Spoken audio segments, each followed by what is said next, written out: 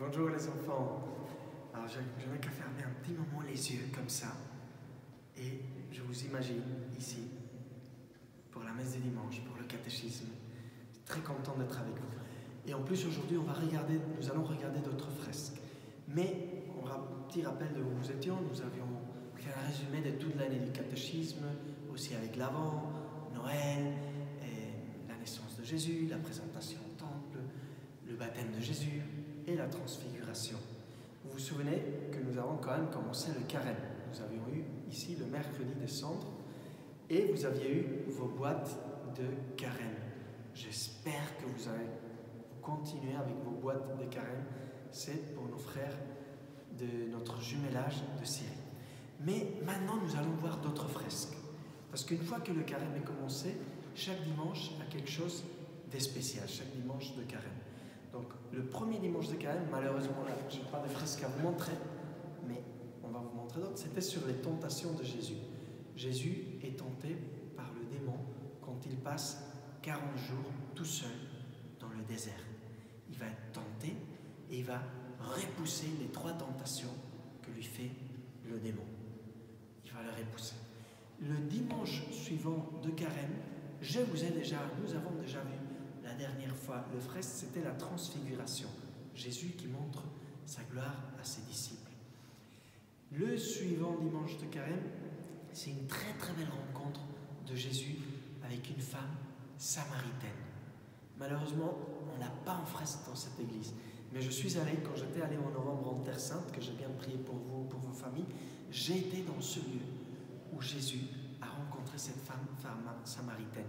Et le message de Jésus pour elle, c'était que celui qui boit de l'eau que Jésus lui donnera, c'est-à-dire les sacrements, aura en lui une source vivante pour la vie éternelle. Jésus, source de vie éternelle. Et maintenant, nous allons voir les dimanches suivants. Mais cela, nous allons le faire avec des fresques que je vais vous montrer. En avançant vers la Semaine Sainte, pendant ce temps de carême, nous arrivons au 4e dimanche de carême, la guérison de l'aveugle né.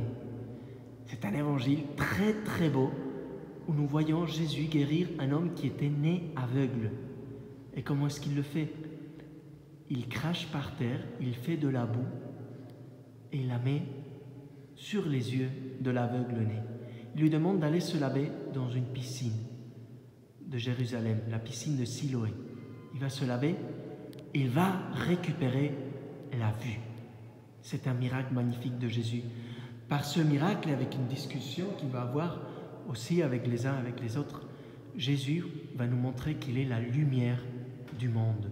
Vous pouvez voir dans le fresque Jésus et cet homme qui revient après et qui reconnaît que Jésus est le Messie, à genoux, devant lui. Devant la surprise des uns et des autres. Vous voyez le bâton qu'il utilisait avant pour marcher, sans tomber par terre, il n'aura plus besoin.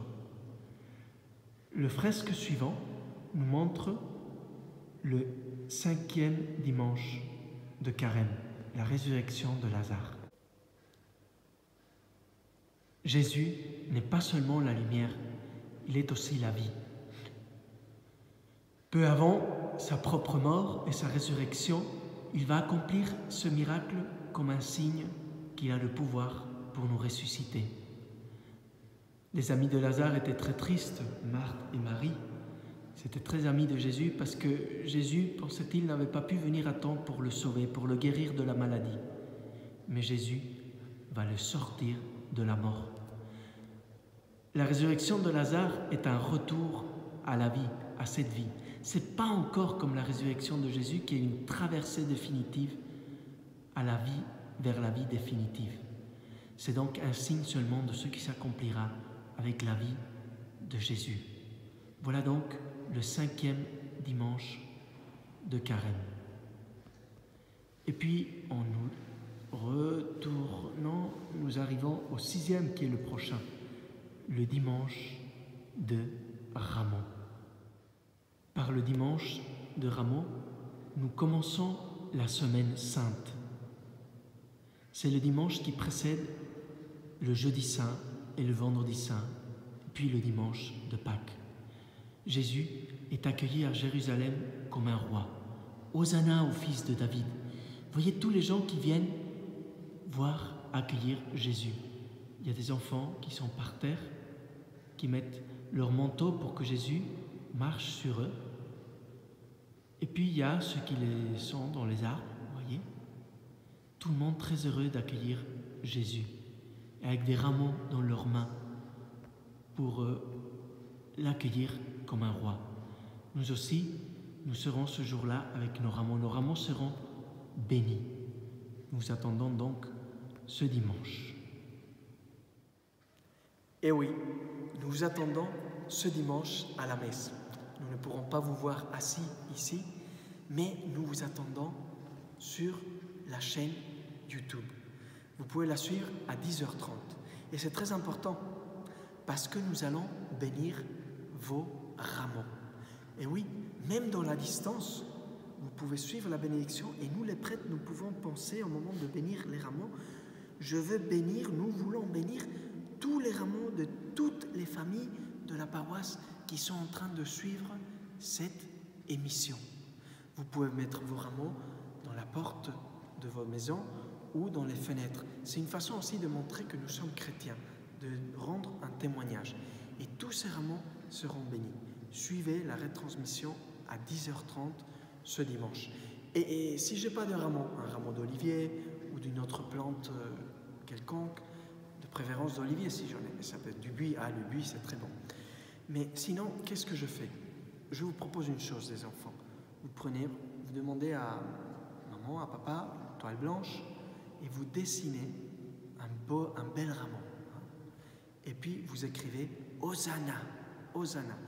Et vous pouvez le mettre dans la porte de votre maison, dans votre fenêtre, et nous bénirons ce rameau dessiné par vous. En tout cas, nous vous attendons ce dimanche à 10h30 en direct. Ce sera en direct pour la messe des rameaux avec la bénédiction de tous vos rameaux et l'entrée dans la Semaine Sainte. Nous allons accompagner Jésus de très près pendant cette Semaine Sainte.